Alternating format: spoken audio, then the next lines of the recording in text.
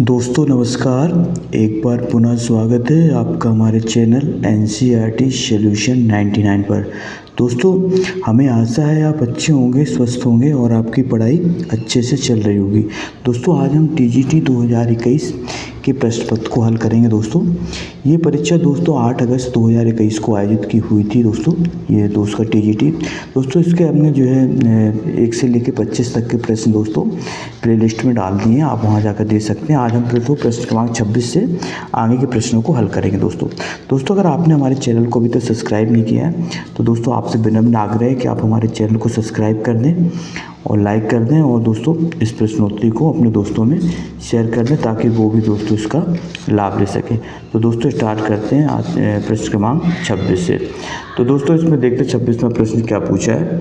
दोस्तों ये सभी प्रश्न दोस्तों अक्सर परीक्षाओं में रिपीट होते हैं। दोस्तों इससे प्रश्नों को दोस्तों आप अच्छी तरह से देखें और इनका विश्लेषणात्मक मूल्यांकन करें और एक प्रश्न दोस्तों कई प्रश्न बनते हैं, इसको भी आप अच्छी तरह से देखें। तो दोस्तों ये पूछा गया संत काव्य परंपरा में कौन सा कवि, दोस्तों बताना है कौन सा कवि जो है अपनी विद्वता सर्वाधिक शिक्षित होने के कारण प्रसिद्ध था। दोस्तों बताना संत काव्य परंपरा का कौन सा कवि सर्वाधिक शिक्षित होने के कारण प्रसिद्ध था। धर्मदास, रविदास, दोस्तों सुंदरदास और दोस्तों रज्जक। तो दोस्तों इनमें जो सबसे जो पढ़े लिखे थे वो थे दोस्तों सुंदरदास। इसका राइट आंसर दोस्तों सी है। संत काव्य परंपरा में अंदर सबसे शिक्षित थे दोस्तों सुंदरदास। दोस्तों रविदास दोस्तों इनका जो है नाम रैदास भी था, इसको भी आप याद रखें। और दोस्तों ये जो है सबसे शिक्षित और एक कवि के रूप में एक महान संत भी थे। इनमें से कौन सा सात्विक अनुभाव नहीं है, दोस्तों बताना है कौन सा सात्विक अनुभाव का भेद नहीं है। रोमांच, कंप, विषाद और प्रलय। तो दोस्तों जैसा कि आपको पता है कि विषाद जो है दोस्तों एक सात्विक अनुभाव के अंतर्गत नहीं आता है, ये दोस्तों एक संचारी भाव है। जबकि रोमांच, कंप और प्रलय ये दोस्तों तीनों दोस्तों सात्विक भाव के अंतर्गत आते हैं। दोस्तों सात्विक भाव जो होते हैं दोस्तों वो दोस्तों 8 प्रकार के होते हैं। दोस्तों इनमें स्तंभ, स्वेद, रोमांच, स्वरभंग, कंप, वैवर्ण, दोस्तों अस्त्र और प्रलय। ये दोस्तों 8 जो है दोस्तों सात्विक अनुभाव। इनको फिर से आप याद रख लें, 8 भेद हैं दोस्तों इनके। स्तंभ, स्वेद, रोमांच, स्वरभंग, कंप, वैवर्ण, अश्रु और प्रलय। भारतेंदु हरिश्चंद्र की रचना हिंदी भाषा का प्रकाशन वर्ष बताना। दोस्तों भारतेंदु हरिश्चंद्र की जो रचना है हिंदी भाषा का प्रकाशन वर्ष है। तो दोस्तों इसका प्रकाशन वर्ष है दोस्तों 4 ऑप्शन 1865, 1890, 1885 और 1850। दोस्तों इसका प्रकाशन वर्ष 1890 में प्रकाशन। दोस्तों भारतेंदु जी का जन्म जो है 1850 में हुआ था और इनकी मृत्यु दोस्तों 1885 में हो गई थी। मात्र 35 वर्ष की अवस्था में दोस्तों इन्होंने 17 नाटक लिखे। दोस्तों इन्हें नाटकों का जनक भी कहा जाता है। तो दोस्तों इसका प्रकाशन 1890 है जो उनकी मृत्यु उपरांत दोस्तों इसका प्रकाशन हुआ। इसके बाद दोस्तों प्रश्न क्रमांक 30 अवधि शिला का उस पर था गुरुभार, तिल तिल काट रही थी दृग जलधार।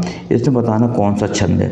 तो दोस्तों इसमें पंक्तियों मात्राओं गिनते हैं तो 1, 2, 3, 4, 5, 6, 7, 8, 9, 10, 11, 12। तो दोस्तों पहले और तीसरे में 12 मात्रा हैं। दोस्तों ये अर्ध सम मात्रिक छंद है और इसमें दोस्तों पहले विषम चरणों में 12 मात्रा होती हैं और दोस्तों ये कहलाता है बर्वे छंद। बर्वे छंद में दोस्तों क्या होता है, विषम चरणों पहले और तीसरे चरण में 12 मात्राएं और दूसरे और चौथे चरण में दोस्तों 7 मात्राएं होती हैं। काम भाव और शरीर का सौंदर्य उनके यहाँ उत्सव रूप में है। विद्यापति के संदर्भ में यह कथन किसका है। रामस्वरूप चतुर्वेदी, डॉक्टर नगेंद्र बच्चन सिंह और रामचंद्र शुक्ल। तो दोस्तों ये कथन है रामस्वरूप चतुर्वेदी का है।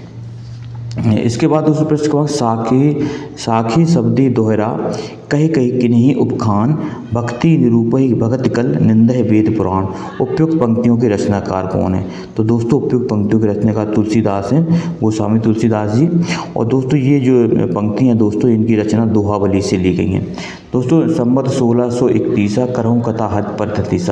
दोस्तों ने संवत 1631 में राम कथा को लिखना प्रारंभ किया था दोस्तों और इसको 2 वर्ष 7 माह 18 दिन के लगभग समय में इन्होंने पूरा किया था। इनकी दोस्तों 12 रचनाएं प्रमाणित मानी जाती हैं। आचार्य रामचंद्र शुक्ल हिंदी साहित्य के इतिहास में इनकी 12 रचनाएं हैं, कुछ ब्रजभाषा में, कुछ अवधी भाषा। पौन मया कर घूंघट टारे, दया कर दामनी दीप दिखावे। काव्य पंक्ति किस कवि की है? नेही नागरीदास, पद्माकर, देव और ग्वाल।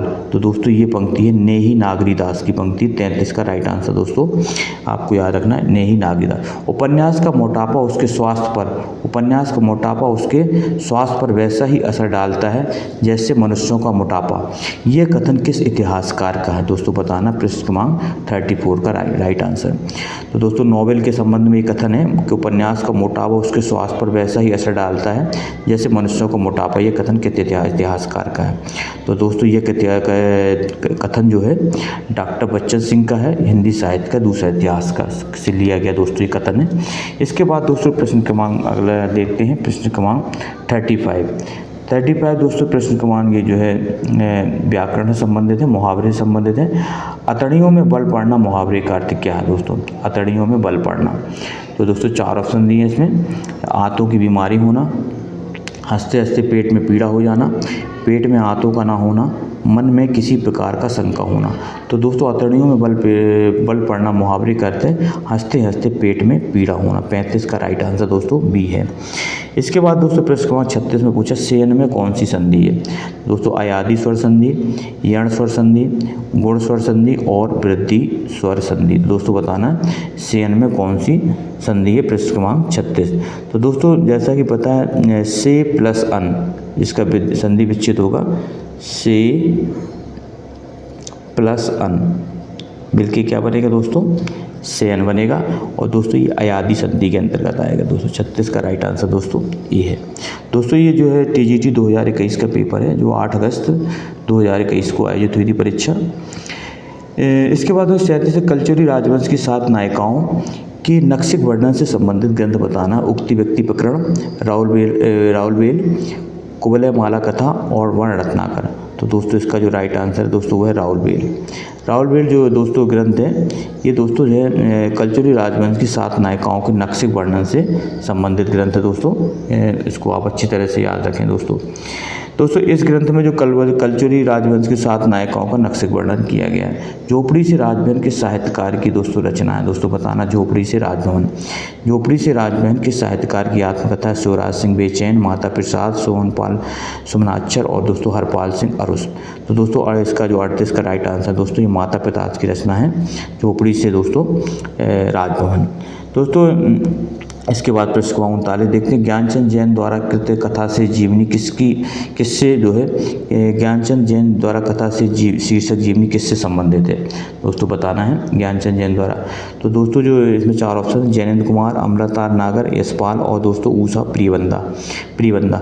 तो दोस्तों जो ज्ञानचंद जैन द्वारा जो कथा से नाम शीर्षक नाम से जो जीवनी लिखी गई दोस्तों वो जो है दो जीवनी जो है हमारी जो है दोस्तों अमृतलाल नागर से संबंधित है। दोस्तों अमृतलाल नागर और ज्ञानचंद जैन दोस्तों एक दूसरे से दोस्तों मित्र का संबंध था दोस्तों। सबको जानत तुम्हें सारे जगत जहान, सबको जानत तुम्हें सारे जगत जहान, इस वाक्य में कौन सा काव्य दोष है? तो दोस्तों इसमें जो है जगत और जहान दोनों एक ही शब्द को दोस्तों 2 बार प्रयोग किया गया है दोस्तों इसमें। तो दोस्तों जहाँ पे एक ही शब्द का 2 या 2 से अधिक बार प्रयोग होता है दोस्तों वहाँ पुनरुक्ति काव्य दोष होता है। कौन सा दोस्त? क्योंकि जगत और जहान का अर्थ दोस्तों एक ही होता है, इसलिए दोस्तों पुनरुक्ति काव्य दोस्त। रामचंद्र शुक्ल का हिंदी साहित्य का इतिहास सबसे पहले किसकी भूमिका के रूप में छपा था? तो दोस्तों इसको जैसे ही पता होगा रामचंद्र शुक्ल का हिंदी साहित्य का इतिहास जो ग्रंथ जो है वो हिंदी शब्द सागर की भूमिका के रूप में छपा था। इसका राइट आंसर दोस्तों कौन सा? हिंदी शब्द सागर की भूमिका के रूप में छपा था, जिससे दोस्तों 1929 में दोस्तों इसका जो है स्वतंत्र पुस्तक के रूप में प्रकाशन हुआ था। खुली आंखों का सपना यात्रा वृतांत के लेखक कौन है दोस्तों? मरुधर मृदुल, हरिसुमन बिष्ट, सीतेश आलोक और वल्लभ डोभाल। तो दोस्तों इसका जो राइट आंसर दोस्तों वो है ए मरुधर मृदुल। खुली आंखों का सपना यात्रा वृतांत दोस्तों ये मरुधर मृदुल की रचना है। इस कृति के लिए दोस्तों ने 1985 में 1985 में सोवियत लैंड पुरस्कार मिला था। निम्नलिखित शब्दों में कौन सा स्त्रीलिंग नहीं है? दोस्तों बताना कौन सा स्त्रीलिंग नहीं है अर्थात पुल्लिंग है? वायु, रेणु, सेतु और रज्जु। तो दोस्तों बताना है कौन सा शब्द स्त्रीलिंग नहीं है अर्थात पुल्लिंग है? तो दोस्तों इसका राइट आंसर दोस्तों सेतु। सेतु का अर्थ होता पुल। दोस्तों सेतु टूट गया या टूट गई नहीं कहा जाता, टूट गया, इसलिए दोस्तों ये पुल्लिंग में आएगा ना कि स्त्रीलिंग। बेदिन बेलोक शीर्षक संस्मरणात्मक रचना के जो है बताना है।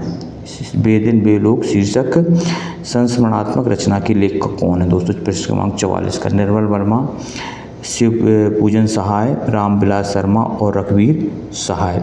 तो दोस्तों इसका जो बेदिन बेलोक की जो शीर्षक संस्मरणात्मक रचना के लेखक हैं दोस्तों शिव पूजन सहाय। ये संस्मरणात्मक रचना है दोस्तों और इसके लेखक है दोस्तों शिव पूजन सहाय। इसका प्रकाशन वर्ष दोस्तों था 1965। इस भी आप याद रखें। विधा की दृष्टि से कौन सी रचना अन्य तीन से भिन्न है? मूर्धेहा, मणिकर्णिका, कितनी धूप में कितनी बार और बटवृक्ष की छाया में। दोस्तों ये प्रश्न जो है इसमें पूछा गया था, विधा की दृष्टि से कौन सा अन्य तीन से भिन्न है? तो दोस्तों आपको इसमें थोड़ा देखना है, प्रश्न दोस्तों गलत है। मूर्धेहा दोस्तों जो क्या है दोस्तों, ये मूर्धेहा और दोस्तों ये इनकी दो जीवनियाँ हैं दोस्तों। बटवृक्ष की छाया दोस्तों ये जीवनी है। ये जीवनी दोस्तों थी जो है जीवनी है दोस्तों अमृतलाल नागर द्वारा लिखी गई थी और अमृतलाल नागर के पुत्र कुमुद नागर द्वारा लिखी गई दोस्तों ये जीवनी है। जबकि मूर्धेहा और दोस्तों मणिकर्णिका ये दोनों आत्मकथाएं दोस्तों। इस मूर्धेहा और मणिकर्णिका क्या है दोस्तों? ये आत्मकथाएं हैं दोस्तों। इसको भी आप अच्छी तरह से याद रखना। तो दोस्तों जबकि ये जो क्या है इनकी जीवनी है बटवृक्ष की छाया में अमृतलाल नागर के पुत्र कुमुद नागर द्वारा लिखी गई। तो कबीर और तुलसी भाषा में एक मिशन के तहत कार्य कर रहे थे। ये कथन किसका है? मिशन के तहत लिख रहे थे। तो ये प्रश्न 46 का आंसर बताना। रामचंद्र शुक्ल, हजारी प्रसाद द्विवेदी, रामविलास शर्मा और बच्चन सिंह। तो दोस्तों ये कथन बच्चन सिंह का है। हिंदी साहित्य के दूसरे इतिहास से। हिंदी काव्य साहित्य में बौद्धिक रस की स्थापना करने वाले विद्वान थे। तो हिंदी काव्य साहित्य में जो बौद्धिक रस की स्थापना करने वाले थे वो थे दोस्तों भागीरथ मिश्र। इसका राइट आंसर दोस्तों है भागीरथ मिश्र। दोस्तों हिंदी काव्य शास्त्र में भौतिक रस की स्थापना जो है डॉक्टर दोस्तों गणपति चंद्रगुप्त ने की, ना कि भागीरथ मिश्र ने दोस्तों, सॉरी। इसका राइट आंसर गणपति चंद्रगुप्त ने। गारसा तासी इतिहास ग्रंथ स्तवार द लितेरु एंदु हिंदुस्तानी का दूसरा संस्करण कब प्रकाशित हुआ? तो दोस्तों इसका दूसरा संस्करण जो है प्रकाशन हुआ था दोस्तों 1871 में प्रकाशित हुआ था दोस्तों। ये दूसरा संस्करण 1871 में दोस्तों। इसे दोस्तों 3 खंडों में दोस्तों इसको प्रकाशित किया। 3 खंड इसके दोस्तों 3 खंड हैं दूसरे संस्करण के, इसको आप याद रखना। इसके बाद दोस्तों प्रश्न क्रमांक 49 पूछा गया। प्रश्न क्रमांक 49 में देखते हैं क्या है। प्रश्न क्रमांक 49 दोस्तों एक जो है व्याकरण संबंध है। निम्नलिखित में कौन सा वर्ण घोष महाप्राण है? घोष और महाप्राण। महावर्ण दोस्तों प्रत्येक वर्ग का दूसरा और चौथा वर्ण दोस्तों महाप्राण के अंतर्गत आता है। तो कौन सा वर्ण जो है घोष भी है और महाप्राण है? तो दोस्तों जो प्रश्न क्रमांक 49 का जो राइट आंसर दोस्तों वो है डी हा दोस्तों जो है घोष और महाप्राण के अंतर्गत आता है। इसको आप याद रखिए। तो साहा दोस्तों ये ऊष्म व्यंजन है और इसमें जो चौथा जो है दोस्तों ये घोष और महाप्राण के अंतर्गत आएगा साहा। इसको अर्थ निर्दिष्ट करने की दृष्टि से निम्नलिखित में से कौन सा उपसर्ग अन्य 3 से भिन्न है? दोस्तों बताना कौन सा उपसर्ग अन्य? अव, अप, परि और दुर का अर्थ दोस्तों बुरा होता है, अप का भी अर्थ बुरा होता है और आव का अर्थ भी दोस्तों। ये तीनों दोस्तों हीनता बोधक उपसर्ग है। जबकि परि का अर्थ होता है दोस्तों चारों। ये तीनों से भिन्न है। तो इसका 50 का जो राइट आंसर है दोस्तों सी है।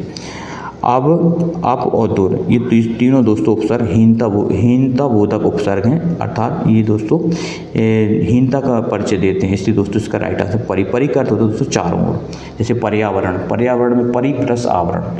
तो दोस्तों इस तरह थे आज ये 25 प्रश्न थे और दोस्तों इसका पार्ट 3 में आगे के शेष 25 प्रश्नों को हल कराने का प्रयास करूँगा। दोस्तों आप इन प्रश्नों को नोट डाउन करें और हमसे जुड़े रहें दोस्तों। और दोस्तों हम सामान्य विज्ञान, सामान्य ज्ञान और सामान्य हिंदी से संबंधित प्रश्नोत्तरी भी दोस्तों लाते रहते हैं, जिन्हें आप हमारे प्लेलिस्ट में जा कर के देख सकते हैं। दोस्तों अगर आपने हमारे चैनल को अभी तक सब्सक्राइब नहीं किया है तो आपसे एक विनम्र निवेदन है कि आप हमारे चैनल को सब्सक्राइब कर दें दोस्तों और इसको लाइक करके अपने प्रश्नोत्तरी को अपने दोस्तों में शेयर करें। दोस्तों आपका दिन शुभ हो। जय हिंद, जय भारत, वंदे मातरम दोस्तों।